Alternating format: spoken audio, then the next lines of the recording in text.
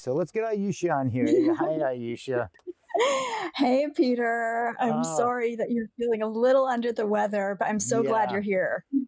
I'm glad we almost weren't because we had a stream issue when we started. So yeah, I have no idea what that was about, but you never know. So it's just one of those weeks. It's the end of the year. It's like everything's just starting to fall apart at the end of the year as we're trying to get revved up for 2021. How are you doing? I'm doing pretty well. I can't complain, just rushing around doing the holiday thing, doing some auditions, trying to organize my life, the huge, the huge, and trying to navigate 2020, which is still, in its final, dying gasps as we move into 2021. Hmm. Yeah, I feel like that final push is the one that's just really the toughest one. I'm sitting here, so you see me doing this because I'm monitoring something because now like the big red flashing light went on, so I'm like, what's going on? And why am I out of my frame there? See, wow, this is just a whole series of an awesome day of technological advancement. So, let's talk about being there for yourself and the effect and the positive effect it can have on your life and career. And I know you have a lot that you want to talk about. So, I'm just going to let you ride with it. All right. All Yeah. right. So, being there for yourself comes from maybe feeling like other people weren't there for you. And I know we've all experienced it. I don't know about you, but for me, there have been probably a million and one occasions when I've been looking for support in my artistic career and not quite finding it. I'm guessing that a lot of you can probably relate to this, whether it's parents who can't understand why you're not in medical school, or the social media popularity contest that you don't quite seem to be winning, or the industry gatekeeper who's actually just trying to date you, or just a pattern of never really being that person who gets the mentor, who gets the help. A large percentage of us have had this experience of not getting the support we need.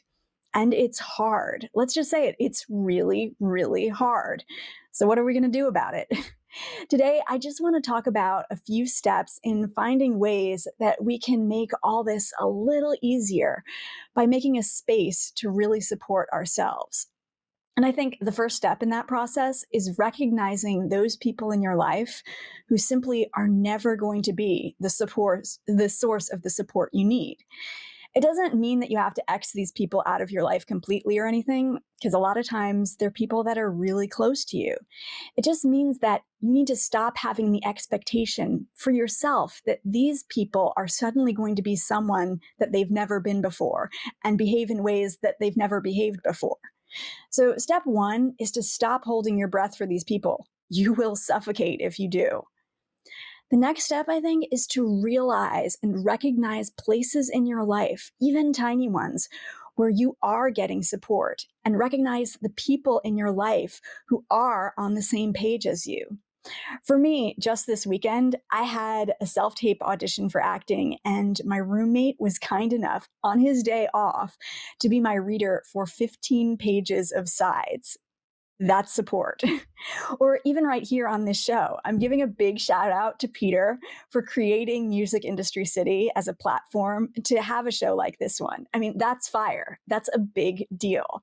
So it's recognizing those people, And when you find those people and you have those experiences, even if it's the guy at the bodega who's been putting an extra slice of crispy bacon on your bacon, egg, and cheese, you recognize it to yourself with words, so that in those moments when you're feeling like no one has your back, you've got a Rolodex of other moments where a few people actually did.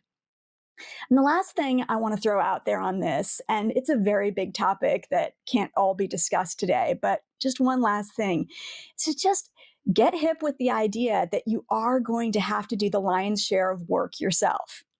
The sooner you accept that, accept the fact that you're going to have to be like the founder and the leader of your life and take the reins without any resentment about it, the easier it's all going to be.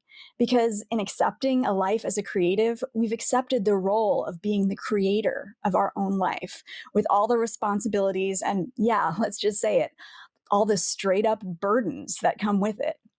The adventure of it all has its ups and downs, but we do get to explore this kind of freedom and control that most people never get to experience.